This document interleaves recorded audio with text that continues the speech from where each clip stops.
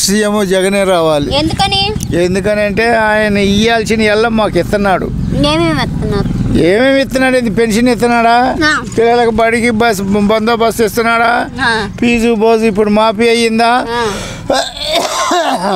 మాకేమైనా తగ్గొస్తే ఫ్రీగా బస్సు మందులు కూడా కొంచెం జగనన్న చూసి భయపడి ఇస్తున్నాడా?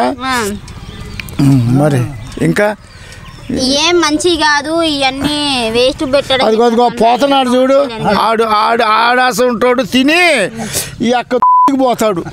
జగన్ మంచోడు కాదు, ఇంకా ఈయట్లేదు అంటాడు. మాకేమి ఇస్తున్నాడు, అబద్ధం ఎందుకు? ఆయన ఇస్తున్నాడు, మేము తింటున్నాము బరీగా, తింటున్నాము. చంద్రబాబు గారు పవన్ కళ్యాణ్ గారు పొత్తుతో వస్తున్నారు కదా, వాళ్ళిద్దరు అక్కడ పార్లమెంట్లో తన్నులు తింటున్నారు. ఎందుకు కానీ వాళ్ళ మాటలు ఎత్తబాక, మాకెందుకు కానీ అమ్మా, వాళ్ళకి సీట్లు లేకుండానే పోయింది పార్లమెంట్లో. అందుకని మాకు ఈ జగన్ వస్తేనే మాది వాళ్ళం కదా, మాకు లేబర్ వాళ్ళం అంటారు మమ్మల్ని. వీళ్ళని జగన్ వస్తేనే మాకు కొంచెం బాగుండిద్ది. ఇంకా అది మరి పవన్ కళ్యాణ్ గారు ఈసారి గద్దదించుదాను జగన్ ని సీట్ ఎక్కి నేను చెబుతాను. ఆయన గ్రామ పంచాయతీలో పనిచేస్తున్నాడు, ఆయన మాత్రం నా పరిపాలన వచ్చిందంటే దించేస్తానని చెబుతా. ఒట్టిదే ఆయన వెనకమాలు చెప్పుకోవటమే. నేను ఆయన ముందర పోతే తంతాడు, లేకపోతే మూటిస్తాడు. అది వారలకు పడతాడు, నన్ను చూసేవాడు ఎవడు లేడు. అందుకని వెనకమాలు చెప్పుకోవటమే అన్ని. వాలంటరీ వ్యవస్థ బాగానే ఉందిలేమ్మా. లేదు తప్పు. ఒక్కడు కూడా ఒక్క న్యాయ పైస తీసుకుంటాడు. అసంటు మాటలు మేము అబద్ధం ఆడము, మాకు వద్దు అసంటు మాటలు.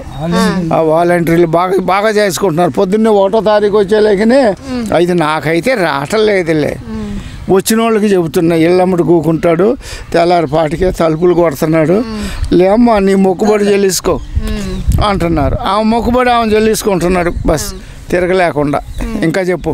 వాలంటీర్లు లేనప్పుడే బాగుంది, వాలంటీర్లు అనవసరంగా పెట్టారని చెప్పి అంటున్నారు పవన్ కళ్యాణ్. ఇక ఆయనకు బస్ నేను ఓటు రావాలి. అదిగో వాలంటీర్, ఈయన వాలంటీర్ మాకు మాత్రం ఇస్తున్నారా? మా అబద్ధం ఎందుకు డబ్బులు? వాలంటీర్ నేను చెబుతున్నానే, ఆయన గ్రామ పంచాయతీలో పనిచేస్తున్నాడు.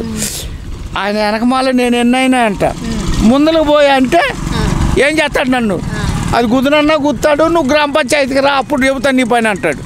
అంతేనా? అసలు మాటలు మనకొద్దు, తప్ప బక్క గెలుస్తాడు. నేను మాత్రం వేస్తా, ఆయన గెలుస్తాడు.